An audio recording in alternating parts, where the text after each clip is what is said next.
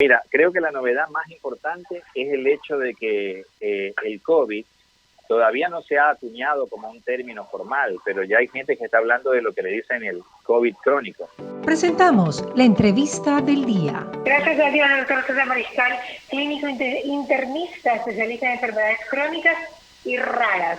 Lo entrevisté hace más o menos un mes, doctor, un mes y medio tal vez, el tiempo pasa y uno se da cuenta, capaz que pase 3 meses, increíble. Llevamos en esto desde febrero y no lo notamos. Doctor, bienvenido. No pasaba en Quito lo que ahora pasa. ¿Qué usted cree que está sucediendo en la capital de la República? Está sucediendo algo muy parecido a lo que nos pasó a nosotros, ¿no? Evidentemente se saturó el sistema de salud por la cantidad de casos que se han presentado. Y si se dan cuenta, esto viene haciendo así, ¿no? Como en cascada. O sea, una ciudad de un país y luego van cayendo los demás. En este caso, bueno, hablando de provincias, para ser más general, pasó eso. La provincia de Guayas se afectó mucho, probablemente en el Guayaquil, y luego están muchas provincias afectadas. En El Oro, por ejemplo, Machala, en Esmeraldas, en Pichincha, que están la mayoría de los pacientes en Quito. Entonces, claro, es lo lógico de que pasara, digamos. Claro. Doctor, usted que es especialista en enfermedades raras, todo esto del COVID es raro, porque hay manifestaciones nuevas cada día. Así es. De lo que usted ha estudiado, de lo que usted ha visto, ¿qué nos tiene para comentar? Novedades. Mira, creo que la novedad más importante es el hecho de que el COVID todavía no se ha acuñado como un término formal, pero ya hay gente que está hablando de lo que le dicen el COVID crónico. ¿Qué es lo que está pasando? Bajo dos situaciones. Una, las personas que son persistentemente positivos en el hisopado, y dos, las personas que no son positivas en el hisopado, pero que tienen síntomas de manera muy prolongada.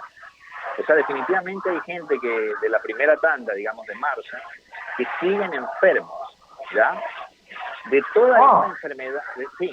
O sea, hay mucha gente que aqueja síntomas. Y te voy a ser sincero, al principio, cuando los pacientes se quejaban de determinados síntomas, uno decía, esto va más allá de lo que es el periodo de convalecencia de una enfermedad viral típica. Entonces nosotros hasta pensamos que eran psicosomáticos, porque dijimos, escucha, ¿qué pasó? O sea, ¿por qué esa sensación de tanto decaimiento, de falta de aire, de sensación muy molesta en la garganta, con la sensación de una secreción espesa que no pueden movilizar, hoy caída de cabello que mucha gente aqueja, lesiones cutáneas, o sea, muchísimas manifestaciones que se están haciendo, vamos a llamar crónicas. Todavía no tenemos cómo saber en qué momento van a terminar y si finalmente terminan siendo autolimitadas, pero con un periodo largo, ¿no? Autolimitadas es que se cortan solas, digamos, por la evolución misma de la enfermedad. Entonces, esto es lo que estamos viendo. Cada vez son más frecuentes las consultas. Al haber pasado el brote, el auge de la cosa aguda, en Guayaquil estoy hablando, resulta que comenzamos a ver pacientes 3, 4 meses después que están sintomáticos mal, digamos. ¿Ya? La sensación de disnea, que es la falta de aire, la sensación de decaimiento que tienen los pacientes es muy, muy pesada. Mucha gente con síntomas. No está acuñado el término todavía, no está formalizado, pero ya la gente comienza a hablar de COVID crónico. Y dentro de esto, ¿qué es lo grave? ¿Qué es lo potencialmente grave? El hecho de que uno tenga un síntoma prolongado de algo, por una enfermedad que altere realmente la calidad de vida o la expectativa de vida. ¿A qué me refiero? Yo puedo ser que tenga decaimiento y que me dure en lugar de 4 meses 8. Está bien, el decaimiento no me va a matar, ¿ok? Pero ¿qué pasa si el tema es por falta de aire, porque hay mala cicatrización pulmonar? Voy a explicarme, trato de ser criollo para que se entienda, ¿no? Pero ¿qué pasa? Hay personas que tuvieron COVID con compromiso severo y sus pulmones no han curado bien. Están quedando con un tipo de patología, después de haber tenido la neumonía viral, están quedando con un tipo de secuela de una enfermedad que es importante, que como síndrome se llama BUP, que es una B de Bolívar, una O y una P, ¿no? Esas siglas vienen de bronquiolitis obliterante with organism pneumonia. En términos, nosotros hacemos un BUP, es una neumonía organizada con bronquiolitis obliterante. Es una entidad clínico y patológica que parecen estar haciéndose presentes en algunos pacientes con enfermedad pulmonar severa que no han curado. Eso es un riesgo. Ese y otra forma de variante de neumonías intersticiales. Entonces, mucha gente está comenzando a hablar ya de qué hacer con estos pacientes que van a curar de manera fibrótica. Si el uso de corticoides debería ser más generalizado para esto y el hecho de algunos medicamentos antifibróticos para el pulmón. Entonces la cosa viene seria, porque esto es algo que estamos viendo ahora, 6, 7 meses después del inicio de una enfermedad, ¿sí? Entonces quisiera dejarlo claro, mucha gente se queja de síntomas, son síntomas reales, no son psicosomáticos, son síntomas orgánicos, verdaderos. De estos síntomas prolongados, algunos afectarán la calidad de vida en mayor o menor grado, pero hay algunos de ellos que no solo afectan la calidad de vida, sino que ponen en riesgo la perspectiva de una buena salud y la perspectiva de sobrevida de estos sujetos, porque sabes que si tú curas una enfermedad con una cosa fibrótica, como este cuadro que te acabo de contar, el famoso BUP son personas que van a tener insuficiencia respiratoria, que van a requerir el manejo de una insuficiencia respiratoria. Esto es manejo de oxígeno y potencialmente, de hecho, pues, trasplante pulmonar. Entonces, esto es lo que está pasando, es lo que estamos viendo, ¿no? Bueno, ¿por qué no vino esa información también desde otros países como China e Italia, sino que lo estamos descubriendo nosotros acá, en Latinoamérica? No es correcta la apreciación. El tema es que es una cuestión de tiempo, Mariela. O sea, piensa que en diciembre esto no existía. Estamos en mes 6. ¿Ya? Entonces, hoy podemos hablar de cosas que antes no hablamos. Como uno no tiene la bolita de cristal para mirar qué va a pasar, pero hoy se sabe que están pasando. Entonces, hay tanta actividad alrededor de esto del COVID entre médicos de todos los países que uno pues participa de muchas de ellas y ya la gente está preocupada con estos temas, con cómo hacer para prevenir el riesgo de esta, vamos a llamar mala cicatrización para que se entienda, que es el que no cure de manera íntegra el pulmón, sino que cure de manera anormal y que se torne un proceso fibrótico a través de esta entidad patológica que te comenté el nombre, que es lo que parece es el sustrato patológico de lo que está pasando a nivel de estos pulmones que quedan crónicamente afectados. Pero doctor, eso que usted está diciendo es gravísimo. ¿Y en qué porcentaje los pacientes se afectan con un COVID crónico? No hay una respuesta, pero vuelvo a decirte, en este momento nosotros acuñamos acá COVID crónico porque así sale en los blogs y en las cosas. Todavía la Organización Mundial de Salud, que marca la terminología y todo relacionado, no lo ha aceptado así, pero es lo que estamos viendo. Entonces, el COVID crónico, vuelvo a decir, es un poco atrevido decirlo, pero ¿qué pasa? Vamos a llamarlo COVID crónico por ahora. Son personas que tienen síntomas que pueden ser muy molestos a la calidad de vida. ¿Pero qué porcentaje? Sí, pero ¿qué porcentaje? Te voy a contar, el porcentaje de las personas que quedan con síntomas es alto. ¿Sí? ¿Alto? Es alto. Las personas que quedan con síntomas que ¿por eso? pueden ser menores y que se van a limitar. Las personas que tienen enfermedad pulmonar grave son un porcentaje muchísimo menor. ¿Sí? Okay. Y esto lo definiremos con el paso del tiempo. ¿Cuántas de estas personas, o sea, cuánto tiempo hay que darle a la enfermedad esta para saber que hasta ahí fue la evolución normal? Un poco prolongada, pero ¿quiénes revierten? ¿Me explico? Ya, pero depende de qué, doctor, de la cepa, de la cantidad de virus que recibió, de qué podría depender según los blogs y según los webinars, me imagino que ustedes están haciendo a nivel mundial. Sí, es probable. La verdad es que definitivamente los pacientes que han estado más gravemente enfermos son los que están más afectados. De hecho, la mayoría de los datos son de pacientes hospitalizados críticos que han sobrevivido, donde no solo está esto, donde también hay tremendos impactos a nivel psicológico. Cuando un paciente está muy crítico, que a su vez estuvo muy crítico porque probablemente tuvo mucha carga viral o enfermedades concomitantes que lo expusieron a estar más críticos, las que veníamos hablando desde el principio de la pandemia, digo, que es la hipertensión, que es la diabetes, que es la enfermedad pulmonar de base. Entonces esta gente hacía cuadros críticos que requerían ventilación mecánica. Cuando tú tienes un paciente en un ventilador, el paciente no está despierto, está dormido. Y cuando el paciente está dormido con fármacos para dormirlo, con hipnoanalgésicos, y está a veces con necesidad de drogas que te relajan los músculos, que se llaman relajantes musculares. Hazte la idea que yo te pongo un medicamento y tú estás así y no puedes mover un músculo porque estás relajado. Medicamentos que se han usado toda la vida en anestesia. Se usan en los pacientes que son muy difíciles de ventilar, donde uno tiene la combinación de drogas, ¿no? De drogas sedantes, de drogas hipnóticas, de drogas analgésicas, más relajantes musculares. Siempre los relajantes musculares y la sedación se sabe que generan una morbilidad importante en los pacientes que han estado en terapia críticamente enfermos con cuadros tan graves como estos que se llaman distrés respiratorios, en los cuales el pulmón está tan rígido que se hace muy difícil de manejarlo con los parámetros que uno le pone con un ventilador mecánico.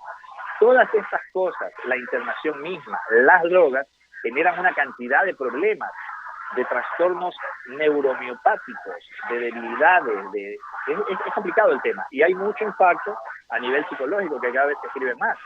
Entonces, realmente, la cosa no es tan light para los pacientes críticos. Ni te cuento donde está la mayor cantidad de la población de los pacientes no críticos que igual tienen pánico, terror, miedo. Esto se veía venir. O sea, siempre estamos hablando de la cantidad de secuela a nivel económico y a nivel de cosas mentales que iba a pasar, y hoy nos estamos enterando amargamente que también en el campo de la cosa de la suficiencia o insuficiencia pulmonar por ese mecanismo de coagulación fibrótica, ¿no? Lo cual no es normal, lo cual está muy malo porque eso va a generar insuficiencia respiratoria. ¿Qué porcentaje se manejan? No te lo podría contestar. Sí se sabe, y uno lo ve, que muchos pacientes están sintomáticos. Ahora, realmente, yo todavía no veo gente que haya curado con fibrosis. Sí veo gente, o sí vi gente, que se fue de alta, no del todo recuperado y con tomografías que no estaban muy resueltas, que habían mejorado clínicamente, pero las imágenes tomográficas no tenían la gran mejoría. Si bien uno sabe de toda la vida que en neumonías en general, en todas las neumonías de la vida, siempre lo más tardío en recuperarse es la recuperación radiográfica. Uno tiene una neumonía común de la comunidad, la de toda la vida, y se le va la fiebre en 48 horas, la tos en 2 semanas, el cansancio en 4 y la tomografía en 6. Entonces, si bien uno sabe que esto pasa habitualmente en neumonías, aquí están pasando cosas novedosas en todos los sentidos, desde el principio, desde la forma de diagnosticar a cómo está haciendo la evolución. Claro, ¿y la inflamación del cerebro? Bueno, hay de todo. Cada vez se están descubriendo más manifestaciones neurológicas, manifestaciones renales, cardiovasculares. Definitivamente la cosa trombótica, que al inicio no pareció ser tanto, hasta un momento determinado se ve. Son temas complicados porque dejar un concepto como que esto es lo más importante sin hablar de números, y el problema con los números es que los porcentajes son diferentes según las regiones. El COVID siguió siendo una enfermedad que la mayoría de las veces cursó leve a moderada, que algunas veces estuvo severa y que estuvo crítica el menor porcentaje de veces, y la mortalidad fue entre 1 y 5%, y en algunos países 10% por temas de sobrepasarse el sistema de salud. Pero, en realidad, eso es lo que fue. ¿Cómo se diagnosticó? Es un tema del que hemos hablado muchísimo, y hoy en día la pelota en la cancha, pero en el lado de qué está pasando con los pacientes que hoy vamos a llamar de momento por lo menos crónicos, o con síntomas muy prolongados, o con afectación pulmonar severa.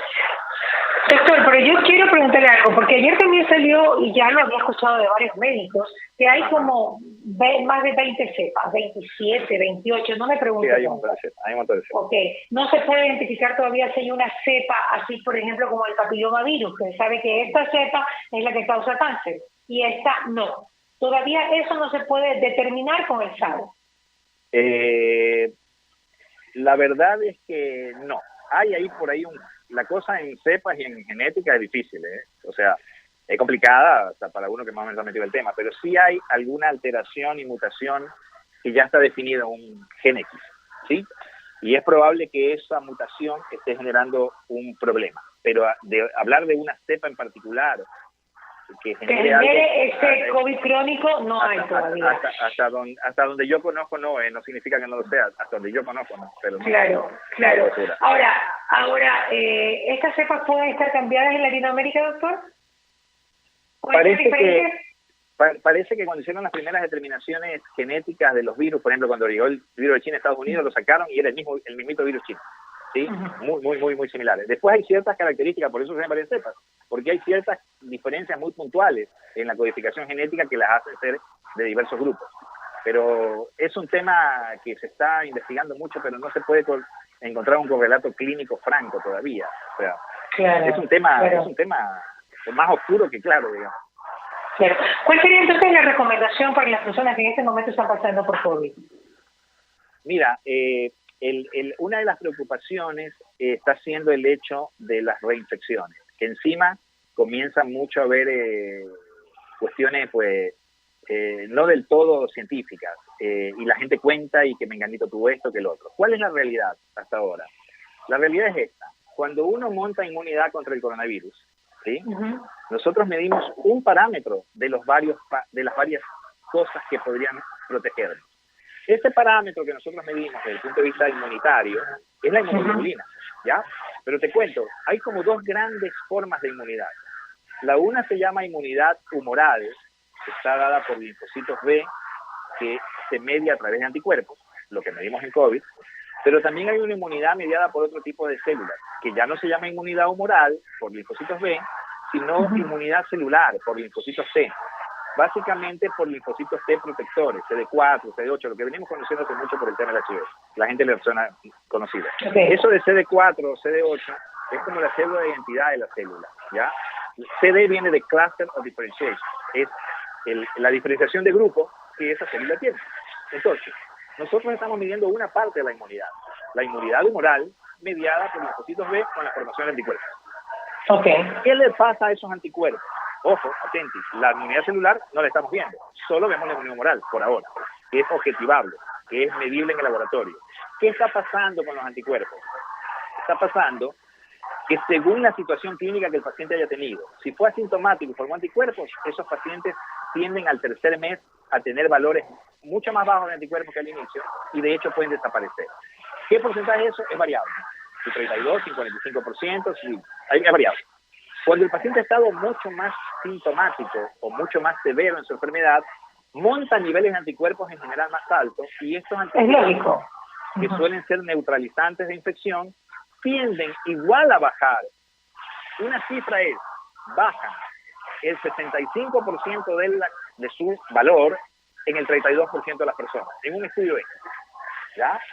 Entonces, no hay un número exacto porque ya la gente que viene reportando esto maneja números diferentes, pero yo diría, me quedaría con esto, que el valor baja por lo menos en un tercio de los pacientes y baja de manera significativa.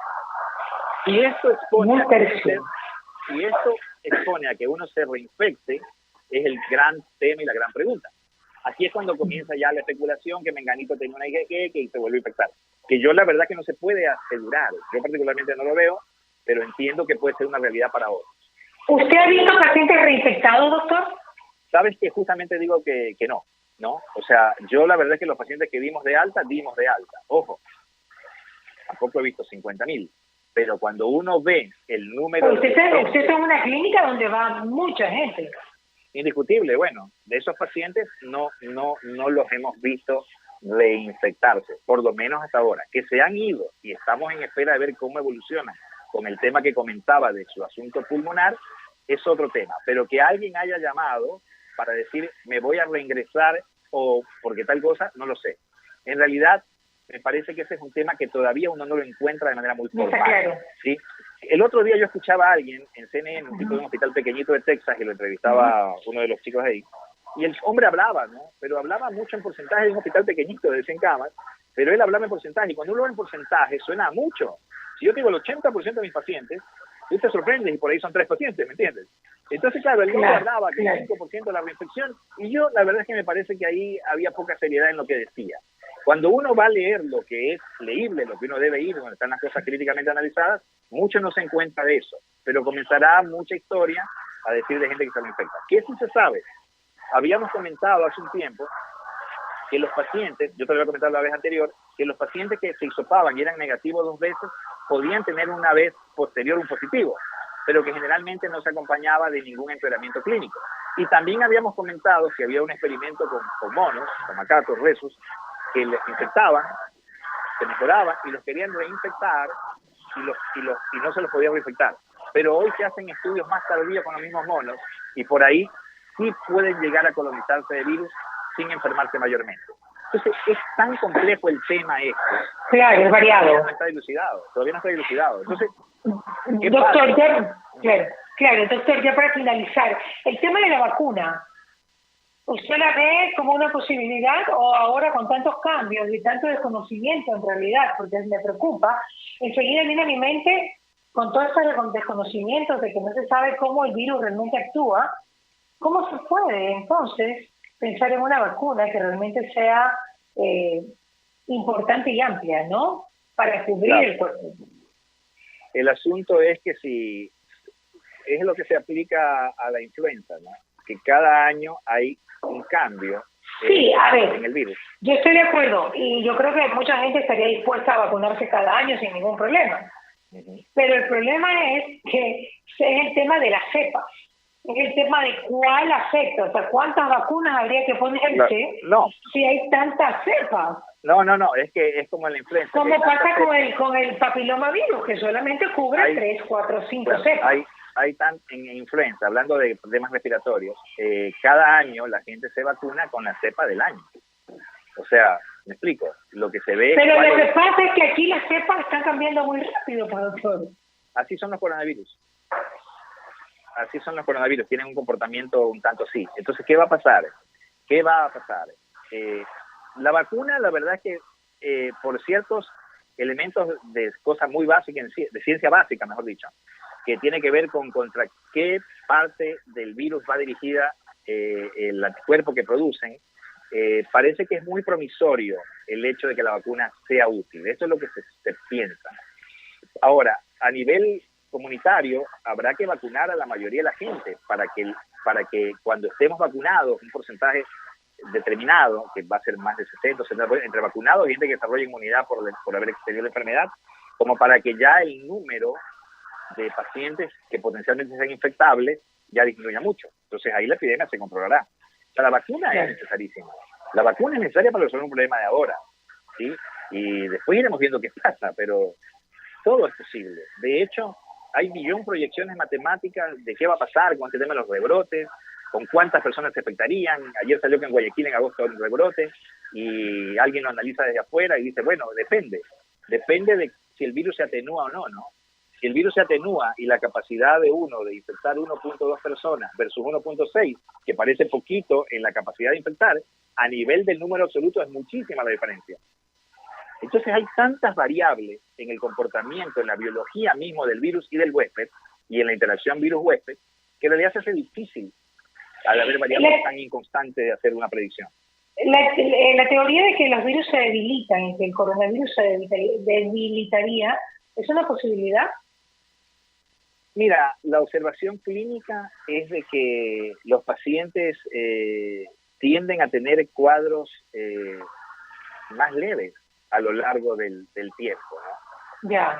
Así que tampoco es una pregunta que tenga una respuesta concreta, ¿no? Concreta, claro. Correcto. No, eso de que si se atenúa, que se envejece, eso que uno adopta un término para algo, me parece que no es un término, no es una situación que se pueda decir concretamente que es así, en honor a la verdad. Claro. Doctor, muchas gracias por estar con nosotros, doctor César Mariscal. Yo siempre me olvido de todos los títulos que usted tiene, doctor, como era... pero déjeme decírselo, porque me encanta decirlo, pero es especialista en enfermedades raras. Yo primera vez que escucho. Y mire que soy de familia de médicos. No. Bueno, internista, especialista en enfermedades crónicas y raras. ¿Me das 10 segundos, 10?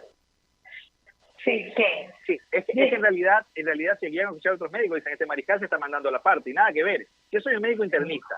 Simple, me encanta la docencia, doy clases de farmacología. Eso de enfermedades raras es porque me gusta investigar un poco sobre causas no comunes y de ahí sale, pero no es una especialidad, enfermedades raras. Lo digo porque mis amigos médicos, algunos no son tan amigos y me van a criticar feamente, digamos. Ya que me critiquen. Gracias, doctor Mariscal. Un aplauso para usted porque realmente lo hace muy bien. Pues es que es médico, es además profesor, así que es muy gráfico en todo lo que dice y lo que hace. Okay. Doctor, muchas gracias. ¿Y qué más? ¿Con qué me quedo? Que nos escuchamos mañana, que esto se sube a YouTube y se sube también a Spotify Podcast, ya saben, en la noche, y que gracias a doctor Mariscal por estar con nosotros, como siempre siento contacto contigo aquí en Radio Fuego 106.5. Un abrazo, Doc, cuídese. Chao, saludos. Hemos presentado la entrevista del día.